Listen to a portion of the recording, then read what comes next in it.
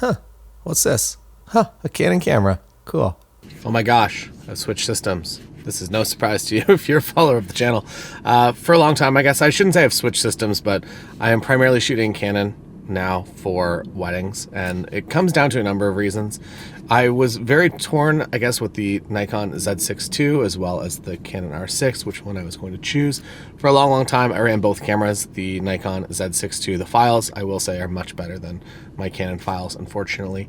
But the user experience of the Canon camera, a little bit better. Sony is a great option as well, but for my actual wedding photography business, it comes down to one kind of deal breaker that I'm still going to be testing out with the, I think the A1, if you're using two CF Express Type B cards in your camera and shooting on medium RAW format, the new one, I think that the problem is potentially solved, but to buy two A1s and to invest in Sony glass, it's just kind of, it doesn't really make sense.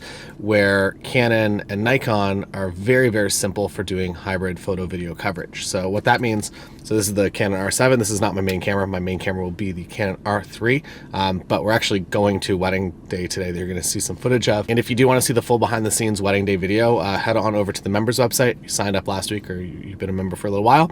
You have full access to this entire day. And I'm going to be running this as a main camera, which is kind of an interesting thing. So this is we'll talk about that another time. There's going to be another video, or there maybe already is another video on the channel where I talk about how this little silver ring here down at the bottom actually eliminates the crop factor, or the APS-C crop factor. There still is a little bit, but not a whole lot. So the reasons in the beginning that I was torn between both Canon and Nikon, they both solved my hybrid video photo at a single wedding day with one camera body, ideally, solution. Nikon is great. You can switch very, very fast between photo and video. You cannot switch very, very fast with Sony. The buffer is very, very slow on most cameras, even with fast cards. There is a bit of a workaround if you're using a CF Express card in, say, the A7 IV, and you're shooting JPEG only to your second card. You can switch very quickly, but I've noticed that if you are shooting both RAW and JPEG to both cards, unfortunately, you can't just instantly be recording. Whereas this Canon camera, you can just take a bunch of photos and then switch the back wheel here goes to video mode, which is actually kind of weirdly convenient. On my Canon R3, which is primarily my main camera, it's one button back here. So you just set that and you're just taking your photos and you hit that button and you're recording. Nikon, you have to flip the switch, or if you're on a Canon R6, this is what we're recording on right here, you have to move the top dial if you want manual video controls, if you're in manual photo mode, which is super annoying and one thing that I do wish would disappear. So the reasons in my progression from leaving my Nikon kit at home a little bit more and going to Canon, one is the fact that the Canon R3 now exists and I can have that one button workaround. You could always do it on the Canon R, but it's only one card slot. And then you could do it on the Canon R5, but I found that I didn't really need the file size of the Canon R5, and to spend the additional money to get the additional file size that I don't want felt a little counterintuitive for me. So I stuck with two Canon R6s for a little bit, and I was using them in the beginning for photo only coverage. And then I started getting some nicer glass for it, and that's Samyang 85 1.4. And all of a sudden I started using that camera a heck of a lot more. And then some photo video days I started bringing the Canon R6 as the main, and I realized that even though it's a pain to move the physical dial, if you set C3 to your photo settings and then the movie mode is right beside it, so it's a little bit easier to switch. You're a little bit blind and you have to pay attention to what you're doing, but it's really not that big of a deal. It is, I guess, ergonomically terrible. The Canon R7 though, photo video is on your back finger here, which is actually kind of amazing. And again, take lots of photos, I don't know, we'll test it out today, but in my early testing, it's just worked very, very well. As you can see, just a really small kit. So this is the 35 f1.8, and I love the size of this. And I will say that absolutely the Nikon Z series glass, the 1.8 lenses are better, but the compactness, the easiness, I started using this whenever we were doing travel content, that it's very easy to make a full travel video or do on-location coverage with a kit like this. It's also a little less intimidating overall. We're actually recording this on a lens that Nikon really doesn't have yet, and this is the 16 f2.8, which is a lens that I use for a lot of video content, and it's, again, very small, very compact profile, and I just didn't really have access to those smaller lenses. Again, speaking to the smaller lenses, so this is the size of the 70 to 200 for Canon. As you can see, I don't know, I feel like there is some distortion, but it is in fact a very small, very, very lightweight 70 to 200, and it all fits easily into the Peak Design messenger bag that I have in the back here. And then just recently, a couple of weeks ago, Canon put out the Canon R7, or I guess they announced a while ago. It started shipping a couple weeks ago.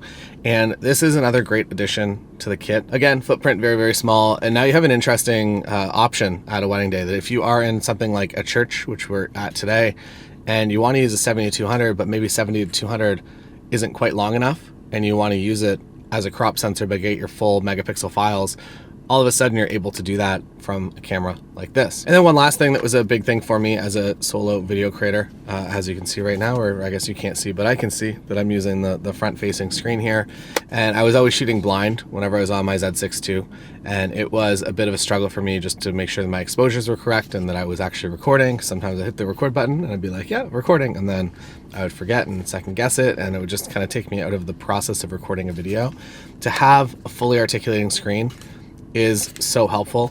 The way that I use it wedding day is that if it's like this, it's closed and the viewfinder is active, and then as soon as it opens, it never activates the viewfinder. So I'm on the screen now, and this viewfinder, even if I'm doing video coverage and I get really close to my chest, it won't override. And while it is a very, very nice thing to have on the Nikon cameras, that you have a button up here to just go between viewfinder and screen and everything, I found that it's just a little bit easier for me. But definitely the key was the fact that I had that front screen or side screen, or when I'm doing, say for instance, if I'm up the front recording a reaction shot of somebody coming down the aisle, I can kind of be shooting it like this, which I think is a much better thing. I always feel so awkward when I'm on like a 70-200, 3 feet away from the person that's about to see their partner come down the aisle, and I'm just like on them like this.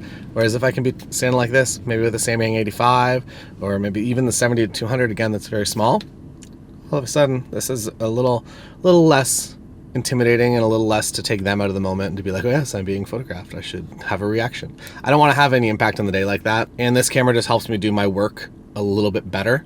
The limitation being the fact that the files just aren't as good as the Nikon files, which is a bit of a bummer. But I would say that the autofocus advantages, I didn't even really talk about the autofocus, but that was one of the other tipping points, that it just makes me, I don't have to think about autofocus anymore. I just have it set to full automatic wide mode all the time. And I don't have to think, it just finds the correct person. If it doesn't find it, it's a quick tap to override, or I have the side of this screen set up so that I can control my focus point here. So if I know that I'm going to be through the viewfinder, you can just move your focus point around with the blacked out LCD. And I find that to be another really helpful tool. And also on the Canon R3, I don't use it as much, as it's more of a party trick, but you can do the eye autofocus, the eye control autofocus, not to be confused with the eye detect, where you just, whatever you look at is where your focus point goes, and then you half press and it just throws a box around whatever that object is. It is very, very helpful, but I haven't really used it as much as I thought that I would. I am usually happy just with the decisions that the camera makes. And then maybe another nice thing to have that is not on, it's kind of on this, but kind of not really, is that you have 3 very easy to control wheels on your Canon camera. So on the back, the R6 or the R5 or the R3, you have a full spin wheel here, and that comes default to aperture, and then the front wheel here is set to shutter speed, and your back wheel here, which on the Canon R7 is actually a wheel like this. I don't know if you can see that. It's kind of cool, actually. I like it a lot. I just wish it had directional, that I could push left and right on it rather than going back to the joystick. But this controls your, I guess, whatever you want it to. So on my Canon R6, because I shoot video a lot, I have that set to ISO, which I believe is how it comes default. So yeah, those are my thoughts. The positive is that there are no bad cameras really on the market right now. That is just about finding the one that is correct for you. And it mostly just comes down to the fact that the autofocus has been amazing for a long, long time. That I have a fully articulating screen to do video work as well, and just the smaller lenses that I can bring out into the world. Yeah, those are my thoughts. If you have any questions, feel free to drop them in the comments below. And it definitely was a bit of a challenging decision, that I like both kits a lot, and it was just about which one allows me to do more of my work. And the Canon R6, I guess also my wife Lindsay and all of our friends have Canon R6 cameras, so it's also easier when we go to a wedding day, that if I need a lens or Lindsay needs to borrow a lens, that we have all of the same equipment, as well as files just go together better. Not really specifically a massive consideration, but it is definitely kind of nice to have. So yeah, those are my thoughts. Drop any questions you have in the comments below, and if you are interested in seeing this full wedding day, head on over to the members website where you can do that. Welcome to the exclusive full wedding day video for members. Thank you for being here. And if you have not yet joined the members Facebook group, please go do that. You're invited if you're a member here. And yeah, we're, as you can see, going to be dealing with some pretty harsh light today. There's not a single cloud in the sky, and all of our photos are going to be happening in the light that you're seeing right now. So let's go do that.